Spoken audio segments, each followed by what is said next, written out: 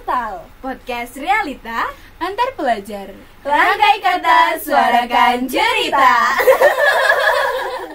Hai hai hai, aku Salwa, Aku Ayu, aku Dinda. wait, terus mau ngapain? Duduk.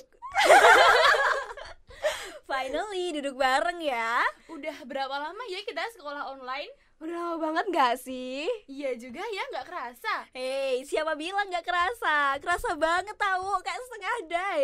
Jujur Li nih ya, sekolah online gak ngapa-ngapain deh. Hah, gimana sih? Orang banyak kerjaan juga. Paginya nih ya ngerangkap jadi cleaning service di rumah. Pas siang dikit belajar, banyak ngantuknya sih. Pas malam udah kayak menteri mikir negara aja. Sibuk banget. Terus hasilnya mana coba? Lah, Jadi setelah aku hitung-hitung guys, sekitar 1,5 tahun kita udah sekolah secara daring. Ya kira-kira sejak Maret 2020 lah. Ya bener banget, aku inget banget tuh ya. Kebetulan waktu itu tuh aku lagi praktek olahraga buat kelulusan SMP. Tiba-tiba guruku datang, posisinya guruku tuh udah pakai masker.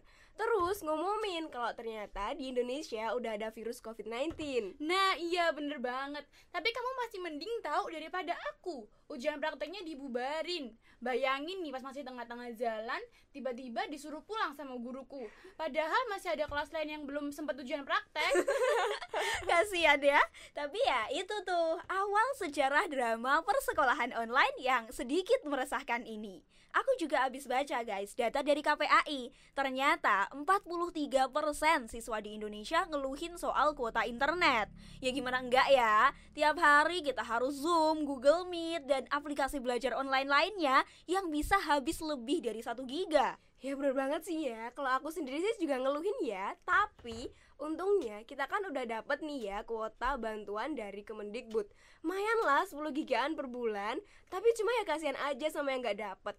Padahal kuota subsidi ini tuh ngebantu banget gak sih? Bener, dan alhamdulillah aku dapet. Kalian gimana? Kalau aku sih juga dapet ya. Aku juga untungnya dapet sih. Anak baik apa sih yang enggak? By the way, selama pembelajaran daring tuh kalian ngerasa kayak pusing banget gak sih ngadepin semuanya? Mulai dari tugas yang gak berhenti-berhenti, sampai kadang numpuk, sampai nih pembelajaran lewat video conference yang gak masuk otak, malah ditinggal tidur. Sama.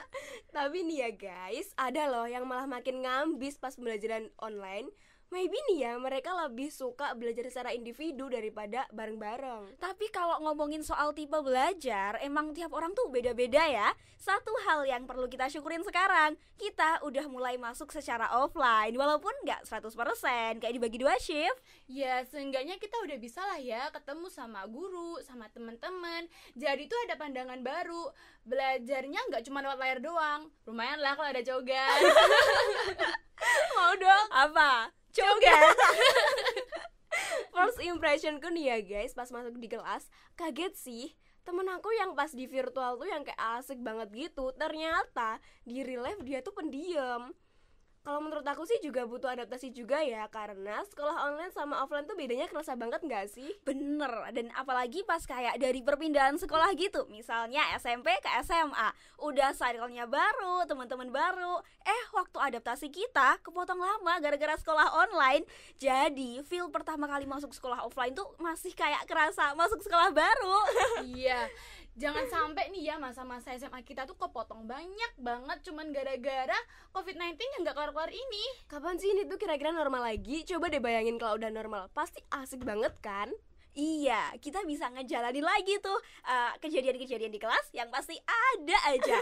Dan kita bisa ikut ngerayain euforia event tahunan di sekolah, kayak konser sama apa tuh lomba-lomba. Ya bener banget sih. Terus juga biasanya kalau mau ada event tuh ya, semua orang tuh ikutan excited gitu. Apalagi kalau guru-guru pasti sibuk kan ya. Iya. Pasti pada jangkos. Siapa sih yang gak suka jangkos? Gak ada Tahu sih. banget Ya. Bohong banget pokoknya kalau gak suka. Terus aku ada satu hal lagi nih. Kalau ada dibenci banget. Nah, sekarang gak ada malah dikangenin. Apa coba? Apa sih? Kamu nggak tahu ya? Ya gitu aja gak tahu. Itu bukan sih upacara, bukan? Nah, bener banget. Iya, jadi yang tiap Senin tuh tahu-tahu pasti ada aja kejadian pingsan. Ya ampun, mana aku tuh PMR. Jadi Senin tuh ya kayak hari kerja Rodi.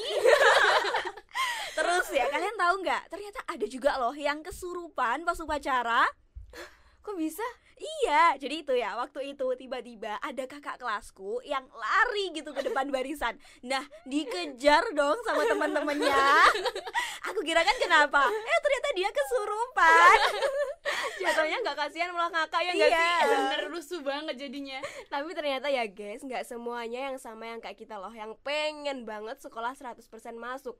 Ternyata ada juga loh yang pengen sekolahnya tuh daring mulu. Maksudnya apa biar bisa rebahan terus gitu? Bisa jadi sih ya, denger-denger nih dari ceritanya temenku, dia tuh yang kayak trauma masuk sekolah gitu karena ada pengalaman yang kayak dibully gitu loh guys. Ya ampun, kasihan Kasian ya. banget ya.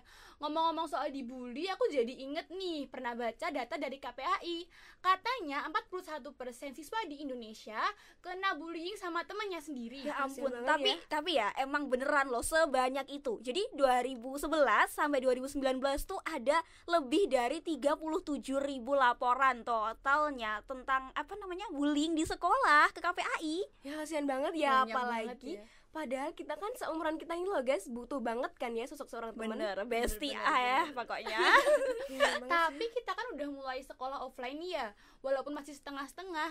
Jadi ya mau nggak mau harus mau lagi ngejalanin sekolah offline. Iya sih Kalau ya. soal balikin semangat lagi buat sekolah offline tuh emang tergantung diri sama lingkungan sih. Nah, kalau in my opinion ya guys, kita bisa ngadain yang kayak program mainan bareng gitu pas istirahat. Jadi tuh sekolah ya, nggak cuman yang dateng terus duduk, abis itu pulang lagi. Tapi pas istirahat kita juga bisa mainan jadul gitu loh, kayak monopoli sama ular tangga. Oh iya bener banget. Aku jadi keinget nih dulu, aku juga sering banget main monopoli. Sesering itu aku tuh jadi yang kalah terus, tau gak sih? Sampai seringnya ya. Kalau di istilah Jawa tuh namanya kayak pupuk bawang, tau gak sih? I see, Iya, I tahu. see. Kalau menurut aku nih ya guys, bisa jadi sekolahnya tuh kayak dibentuk kelas belajar gitu. Selain nambah asik belajarnya, pasti kan juga nambah teman. Kan ada ya yang dijelasin guru tuh nggak paham, pas dijelasin teman sendiri jadi paham deh. Aku juga ngerasain itu sih. Aku juga kadang gitu sih. Terus kalau kata aku juga bisa dibikin program sehari belajar di luar kelas. Terus nanti tuh dibagi kelompok belajar sesuai minat sama bakat tiap anak. Kayak nyanyi, bikin kerajinan, bahasa Inggris, terus bisa juga olahraga. Jadi kita tuh di sekolah nggak bakal bosen, terus bisa ngembangin kemampuan diri sendiri Iya, deh. bener-bener. Aku setuju banget sih ini, apalagi kalau buat anak yang sebenarnya tuh punya bakat tapi kayak masih dipendam gitu loh. Oh, it's like find your passion gitu Ya, ya. bener banget.